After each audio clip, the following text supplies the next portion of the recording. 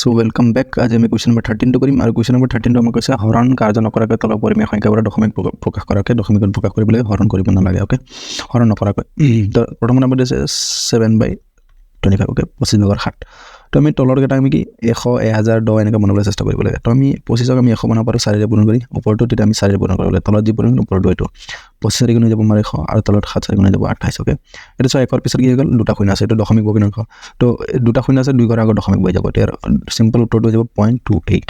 তেতিয়া আমি তাত 0 বহাই দিব পাৰোঁ, 0.28। এইটো হ'ল আমাৰ 1 নম্বৰ উত্তৰ। 2 নম্বৰটো চোৱা, 2 নম্বৰটো দিয়া আছে 3/40। ওকে, এটা 40 দিয়া আছে, এটা 40 0টো বাদ দিয়া। আমি 4ক কি বনাব লাগে, 4ক আমি 10 বা 100 বনাব, 10টো বনাব আৰু 4 গুণাত। তো এটা আমি 100 বনাব পাৰোঁ 25ৰে পূৰণ কৰি, হয়নে? তো 25 4 গুণ 100, এটা আমি কৰিলোঁ। যিহেতু 25 4 পূৰণ কৰি 100 কৰিছিলোঁ, তো 4 যদি আমি 25 পূৰণ কৰোঁ 100 হ'ব। তো তলত হৈ যাব আমাৰ 25 আৰু 4 গুণ 100। ওকে, আৰু এটা 0 অলৰেডি আছিল, তো এইটো 0 হৈ যাব। এটা 25 3 গুণ কিমান যাব, 25 গুণ 25, 25 গুণ 50 আৰু 25 3 গুণ হৈ যাব আমাৰ 75। ওকে, এটা চোৱা, যেহেতু 1ৰ পিছত 3টা শূন্য আছে, 3 ঘৰৰ আগত দশমিক বহিব। এতিয়া 75 2 ঘৰ হ'ল, আমি এটা ঘৰৰ আগত এটা শূন্য দি এঘৰ বনাই ল'ম। তো 3 ঘৰে গ'লে ইয়াত দশমিক বহিব, তো দশমিক ঘৰৰ আমি এটা শূন্য দিম। তো এইটো হৈ যাব 0.075। ওকে, 3 নম্বৰটো চোৱা, 3 নম্বৰটো দি আছে 3/100। এইটোতো অলৰেডি উত্তৰ কৰি দিয়া আছে। 1ৰ পিছত দুটা শূন্য, 2 ঘৰৰ আগত দশমিক। তো 3টো 1 ঘৰ হৈ গ'ল আৰু এটা ঘৰ দিলোঁ, 0 দিলোঁ 1 ঘৰ হৈ গ'ল, দশমিক। এইটো হৈ গ'ল আৰু উত্তৰ। 4 নম্বৰটো চোৱা, 4 নম্বৰটো দিয়া আছে 23 আৰু দিয়া আছে এইটো 5 স্কুৱাৰ আৰু 2 কিউব। তো এটা তলৰটো ভাঙি লওঁ আগত। 23টো হৈ গ'ল আমাৰ 5 5 গুণ 25 পূৰণ, এইটো হৈ যাব আমাৰ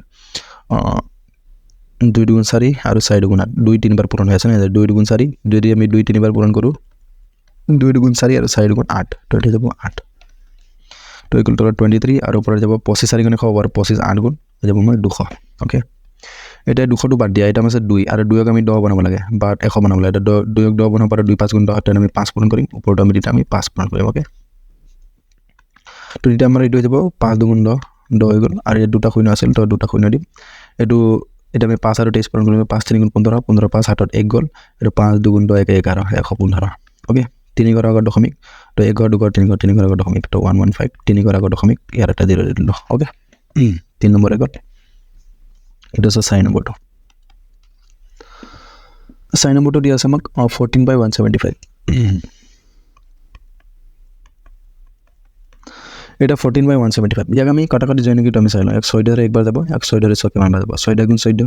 ওকে, 17 আছিল, 17ৰ পৰা আমাৰ কিমান থাকি গ'ল, 6 ধৰে 7 যাব, এইটো 7 2 গুণ 14। ওকে, এইটো 7ৰে 7 2 গুণ 14, ইয়াক 7ৰে 7 2 গুণ 14। ওকে, এককটো নাযায়, দুটা ল'ব লাগিব। 17 7 2 গুণ 14 আৰু 17ৰ পৰা 14 গ'লে আমাৰ থাকিব 3, 3 আৰু 5 মিলে 35, তো 7 5 গুণ 35। ওকে, তো তলত থাকি গ'ল আমাৰ 25 আৰু ওপৰত থাকি গ'ল 2। তো 25ক আমি 100 বনাব পাৰিম, 25 4 গুণ 100, তো ওপৰত আমি 4 পূৰণ কৰিম, 4 গুণত আৰু তলত 4 গুণ 100। 2 ঘৰৰ আগত দশমিক, তো 8 এটা ঘৰ আৰু এটা ঘৰত দশমিক দিলোঁ, ঘূৰণে দিলোঁ 2 ঘৰৰ গুণ, তো 2 ঘৰৰ আগত দশমিক, এইটো হৈ যাব 0.08। ওকে, এইটো হৈ গ'ল আমাৰ উত্তৰ। এইটো হৈছে 14 নম্বৰবোৰ। 14 নম্বৰ কি কৈছে, তলৰ শতাংশবোৰ ভগ্নাংশত প্ৰকাশ কৰা।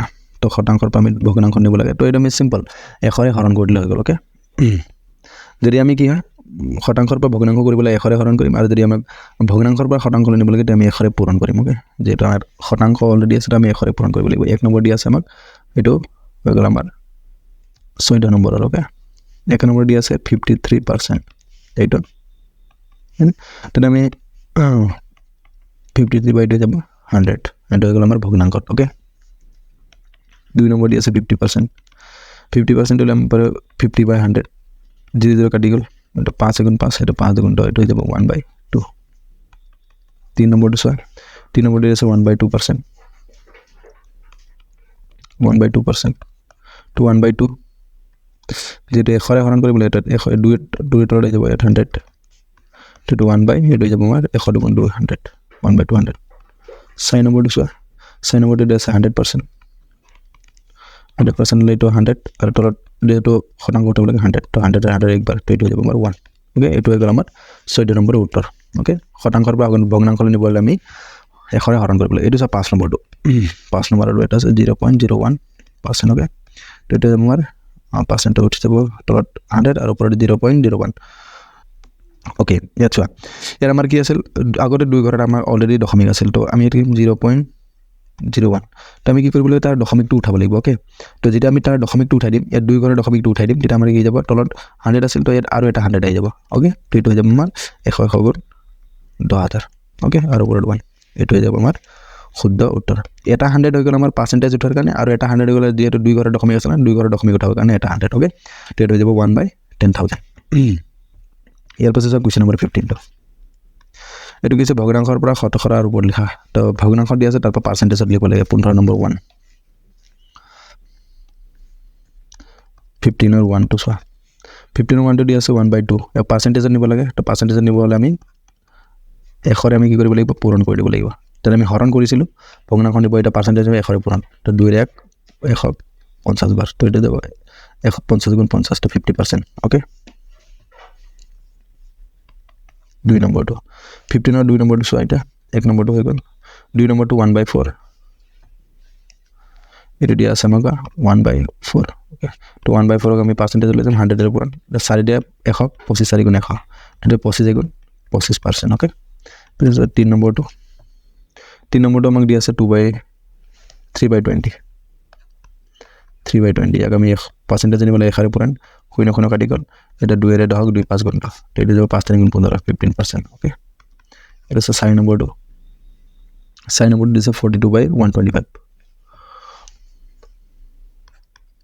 42/125 ওকে ইয়াৰ পাৰ্চেণ্টেজ আনিব লাগে 100 তো 25 5 গুণ 125 এটা 25 4 গুণ 100 ওকে তো আমি এটা যাব তলত 5 আৰু ওপৰতে যাব আমাৰ 42 * 4 মানে এইটো 4 গুণ 8 এইটো 4 গুণ 16 168/5 তো 168 কেবাৰ যাব 5 ৰে 5 3 গুণ 15 এক হৈ গ'ল 18 আকৌ 5 3 গুণ 15 3 থাকি গ'ল দশমিক দিলোঁ ইয়াত থাকি গ'ল 30 5 গুণ 30 তো এইটো 30 তো এইটো হৈ গ'ল আমাৰ 33.6% ওকে ইয়াৰ পিছত আমি এনেকুৱা পাৰ্চেণ্ট দিব পাৰোঁ 6 নম্বৰ হৈ গ'ল এইটো আছে 5 নম্বৰটো 0.25